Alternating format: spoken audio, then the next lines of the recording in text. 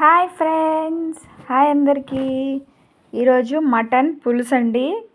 చాలా టేస్టీగా ఉండే మటన్ పులుసు కుక్కర్లో ఎలా చేసుకోవాలో చూద్దాం రండి. ముందుగా బాగా శుభ్రం చేసుకున్నాం మటను.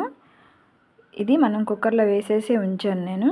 ఇందులోకి 1 by 1 పసుపు, ఉప్పు, కారం 3 వేసేయాలి కామన్. అలాగే గరం మసాలా, మటన్ మసాలా, అల్లం పేస్టు,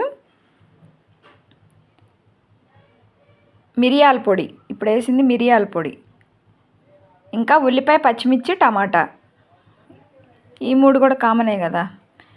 ఇంకా మెయిన్గా వేయాల్సింది ఏంటంటే పుదీనా అండి. పుదీనా ఉండాలి కంపల్సరీగా. ఇది వేసుకున్నాక లాస్ట్ ఫైనల్ పుదీనా, కొత్తిమీర వేసుకున్నాక పెరుగు వేసుకుందాం కొంచెం. ఆ తర్వాత ఆయిల్ వేసుకుందాం. ఇవన్నీ వేసుకున్నాక బాగా మిక్స్ చేసేసుకోవాలి వీటిల్ని, వేసినవన్నీ. అంతేనండి. ఒక 8 విజిల్స్ వచ్చాక ఆపేసామంటే ఎంతో టేస్ట్గా ఉండే మటన్ పులుసు రెడీ అయిపోతుంది మీకు. ఎలా అంటే ఇదిగో ఇలా చూసారా ఎలా ఉడికిందో.